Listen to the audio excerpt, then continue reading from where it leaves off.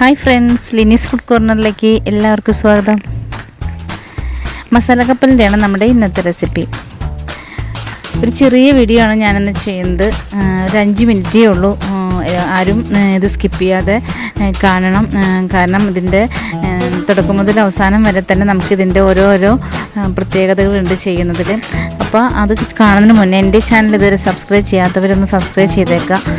പിന്നെ തൊട്ടടുത്ത ബെല്ലൈക്കണും കൂടി ഒന്ന് പ്രസ് ചെയ്യാം. മാത്രമല്ല ഞാൻ എല്ലാ ദിവസവും വീഡിയോസ് ഇടുന്നുണ്ട്. അതിൻ്റെ നോട്ടിഫിക്കേഷൻസ് നിങ്ങൾക്ക് കിട്ടുന്നതിന് വേണ്ടി ഓൾ എന്ന ഓപ്ഷനും കൂടി ഒന്ന് പ്രസ് ചെയ്തേക്കണേ.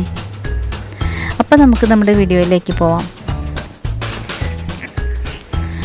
നമ്മൾ ആദ്യം തന്നെ കുറച്ച് കടലമാവ് എടുക്കുക. ഞാൻ 1/2 കിലോ കടലമാവാണ് എടുത്തിരിക്കുന്നത്. അതിലേക്ക് നമുക്ക് കുറച്ച് മഞ്ഞൾപ്പൊടി ഇട്ട് കൊടുക്കാം. 1 സ്പൂൺ മഞ്ഞൾപ്പൊടി ഇട്ട് കൊടുക്കാം. പിന്നെ കുറച്ച് ഉപ്പ്. കാരണം ഉപ്പ് മുന്നിൽ നിന്ന് കഴിഞ്ഞാൽ നമുക്ക് മസാല കപ്പലിൻ്റെ ശരിയായ ടേസ്റ്റ് കിട്ടില്ല. അതുകൊണ്ട് കുറച്ച് ഉപ്പ് ഇട്ട് കൊടുക്കാം. പിന്നെ 1 സ്പൂൺ കുരുമുളക് കൂടി ഇട്ട് കൊടുക്കാം. നമ്മുടെ സാധാരണ മുളക് പൊടി ഇട്ട് കൊടുക്കാം വേണമെന്നുണ്ടെങ്കിൽ, കാരണം കളർ നല്ല റെഡ് കളറൊക്കെ കിട്ടണമെന്നുണ്ടെങ്കിൽ. പിന്നെ നമുക്കിതിലേക്ക് 1 സ്പൂൺ പെരുംജീരകത്തിൻ്റെ പൊടിയും കൂടി ഇട്ട് കൊടുക്കാം. അപ്പോൾ ഞാൻ യെല്ലോ കളറായിരിക്കാൻ വേണ്ടിയിട്ടാണ് കുരുമുളക് പൊടി ഇട്ടേക്കുന്നത്. നമുക്കിപ്പോൾ റെഡ് കളറാണ് വേണ്ടതെന്ന് വെച്ചിട്ടുണ്ടെങ്കിൽ നമുക്ക് ചുവന്ന മുളക് പൊടി ഇട്ട് കൊടുക്കാം. ഇത് നല്ലതുപോലെ ഒന്ന് മിക്സ് ചെയ്യാം. പിന്നെ ഇതിൻ്റെ കൂടെ നമുക്ക് ഒരല്പം കായത്തിൻ്റെ പൊടിയും കൂടി ചേർത്ത് കൊടുക്കാം. വീണ്ടും നമുക്കിതിൻ്റെ എല്ലാം ഇൻഗ്രീഡിയൻസും ഒന്ന് എല്ലായിടത്തും ആവുന്ന രീതിയിൽ ശരിക്കും ഒന്ന് മിക്സ് ചെയ്ത് കൊടുക്കുക. കൂടെ നമുക്ക് 1/2 കിലോ കപ്പലിൻ്റെയും കൂടി ഇതിലേക്ക് ഇട്ട് കൊടുക്കാം.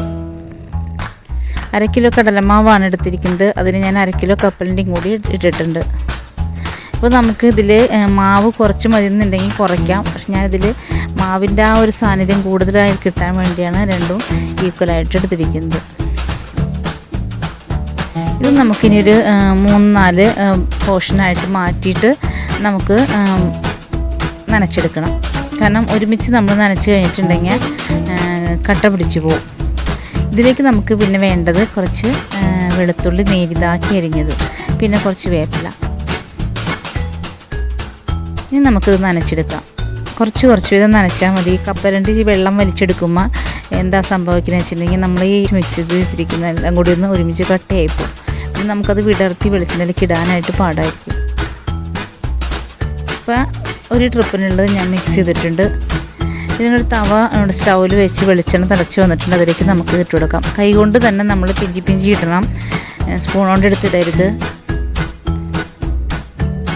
നല്ലതുപോലെ ചൂടായ വെളിച്ചെണ്ണയിലേക്ക് വേണോട്ടോ ഇതിട്ട് കൊടുക്കാനായിട്ട്.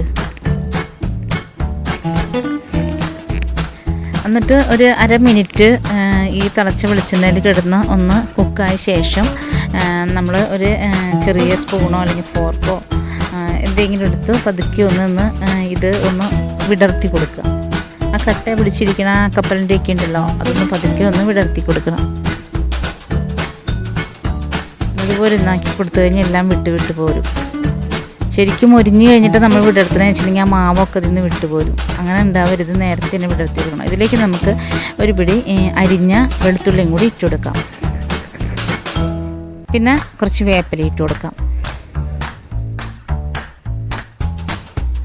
ഇപ്പം ഈ കപ്പലണ്ടി പൊട്ടാൻ തുടങ്ങും, ഇങ്ങനെ പൊട്ടി വരാൻ തുടങ്ങും. ആ സമയത്ത് നമുക്കിത് കോരിയെടുക്കാം.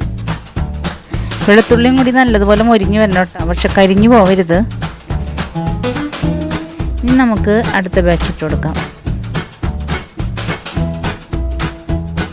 ശരിക്കും കപ്പലണ്ടി ഈ ശരിക്കും മൊരിഞ്ഞ് കഴിയുമ്പോൾ അങ്ങനെ ഇടയ്ക്കിടയ്ക്ക് ഇങ്ങനെ പൊട്ടാൻ തുടങ്ങും.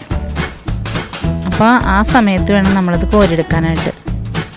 അപ്പോൾ നമ്മൾ എടുക്കുന്ന സമയത്ത് നമുക്ക് മൊരിഞ്ഞിട്ടില്ല എന്ന് തോന്നാം. പക്ഷെ ചൂടാറി കഴിയുമ്പോൾ ശരിക്കും അതിൻ്റെ മൊരിവായിക്കോളും. അടുത്ത ബാച്ചിലേക്ക് നമ്മൾ ഈ വെളുത്തുള്ളി ഇട്ട് കൊടുത്തിട്ടുണ്ട്. ഇനി അല്പം വേപ്പിലയും കൂടി ഇട്ട് കൊടുക്കാം. നമ്മൾ ആദ്യം എടുത്തേക്കണത് എണ്ണ വന്നിട്ടുണ്ട്, അതിലേക്ക് ഇട്ട് കൊടുക്കാം. രണ്ടാമത്തെ ബാച്ചും മുഴിഞ്ഞിട്ടുണ്ട്, അത് ഇട്ട് കൊടുക്കാം. ഇതുപോലെ നമുക്ക് മുഴുവനും വറുത്തെടുക്കാം. ഞാനിപ്പോൾ ചെയ്ത പോലെ എല്ലാവരും ചെയ്യുകയാണെങ്കിൽ നല്ല ടേസ്റ്റോടു കൂടിയ മസാലക്കപ്പലിൽ തന്നെ നമുക്ക് കിട്ടും. ആ ഇടയ്ക്ക് ആ വെളുത്തുള്ളിയൊക്കെ കടിക്കുമ്പോൾ ഒരു പ്രത്യേക ഒരു ടേസ്റ്റാണ്. അപ്പോൾ എല്ലാവരും ഇത് ചെയ്ത് നോക്കണം. അപ്പോൾ എൻ്റെ ഇന്നത്തെ വീഡിയോ നിങ്ങൾക്ക് ഇഷ്ടപ്പെട്ടാൽ ലൈക്ക് ചെയ്യുക, ഷെയർ ചെയ്യുക. പിന്നെ നിങ്ങളുടെ കമൻസും കൂടി ഒന്ന് താഴെ കൊടുത്തേക്കുക. അപ്പോൾ നാളെ നമുക്ക് ഇതുപോലെ വ്യത്യസ്തമായ മറ്റൊരു വീഡിയോയുമായിട്ട് വീണ്ടും കാണാം. താങ്ക്